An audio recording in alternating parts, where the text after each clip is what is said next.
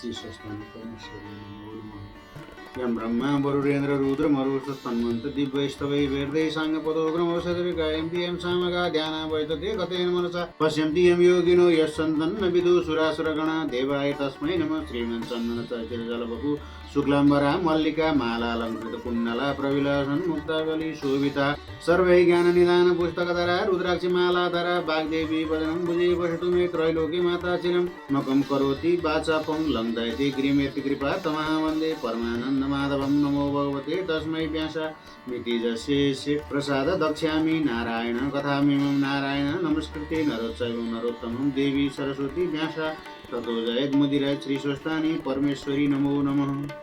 पञ्चविंशम अध्याय। कुमारजी आज्ञा गर्नुहुन्छ हे अगस्त्य मुनि। त्यसपछि उता लावण्य देशका मन्त्रीहरूले हात्तीलाई सुवर्णको कलश र फुलको माला दिई राजा खोज्न लगाए। त्यहाँ अनेक स्थानबाट मानिसहरू आई नाना वस्त्र अलङ्कार पहिराए।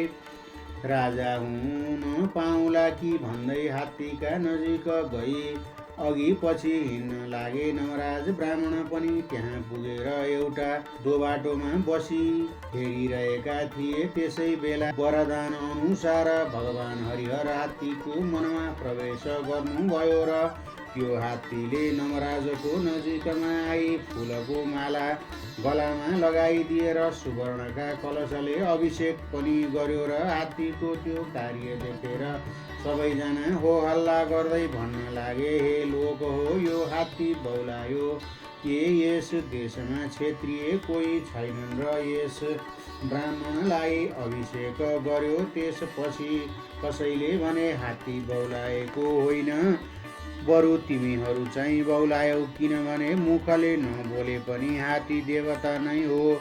हे मूर्ख हो, ब्राह्मण भए पनि, क्षत्रिय भए पनि, वैश्य भए पनि, शूद्र भए पनि उसका तपस्याले त्यो राजा भयो। बिना नारायणको अंशले र भगवान हरिहरले नदिई राजा हुन त्यत्तिकै पाइँदैन। तिमीहरू चुप लाग। केही व्यक्तिले यस प्रकार भनेपछि सबैजना चुप लागे। हरिहर प्रवेश भइरहेको हात्तीले नमराजलाई सुनले उठाई आफ्नो पिठ्यौमा राखी दरबारमा लिएर गयो र त्यसपछि गुरु र पुरोहितले नमराजलाई नाना वस्त्र अलङ्कार पहिराई सम्पूर्ण सामग्री तयार गरी सुदिन ठहराई त्यस सहरका राजाकी पुत्री लावण्यवती नाम गरेकी कन्यालाई विधिपूर्वक नमराजलाई कन्यादान गराई राजा बनाएर फेरि गुरु पुरोहित र मन्त्रीले भने, हे महाराज, अभिषेक भएको छैन, सामग्री तयार छ, सुदिन ठहराई राज्याभिषेक लिनुहोस्।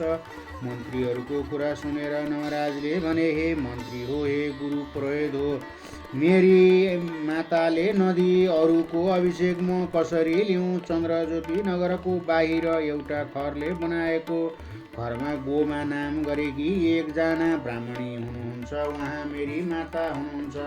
बरु नाम सोध्दै गएर चाँडै लिन पठाइदेऊ। नमराजले भनेको सुनि मन्त्रीहरूमध्ये एकजनाले भने, म लिन जान्छु।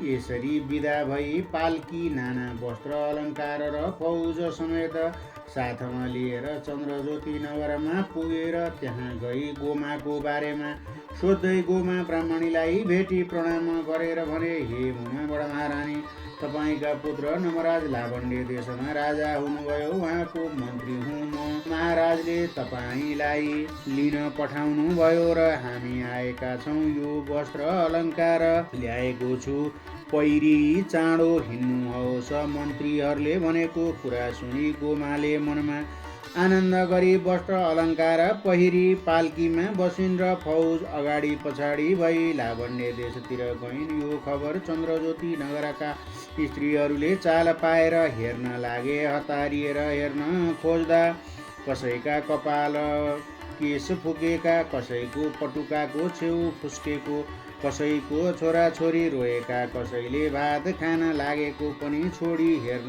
भने हतपताएर निस्के। पाल्कीमा बसेर फौज समेत साथमा भई गएकी गोमालाई देखेर सबैजनाले भन्न लागे, लौ हेर, गोमा सधैँ धागो काती अर्काको ढिकी जाँतो गरिरहेकी थिइन्, तर आज महारानी भई पाल्कीमा बसी गइन्। यसरी एक आपसमा कुरा गर्न लागे। गोमा फौजहरूको साथ लागेर लावण्य देशको राजधानी नगिचमा पुगेपछि नवराज राजाले आफ्नी माता आइपुगेको खबर पाई हात्ती घोडा फौजका साथ गएर स्वागत गर्दै गीत वाद्यका साथ सिन्दुर यात्रा गर्दै मातालाई दरबारमा लगेर यसरी आदरपूर्वक राखी साष्टाङ्ग प्रणाम गर्दै भने, हे माता, तपाईँका तपस्याले र हरिहरका कृपाले म लावण्य देशको राजा भएँ। धन्य तपाईँको तपस्या र मेरो भाग्य। अब मलाई तपाईँले अभिषेक दिनु पर्दछ।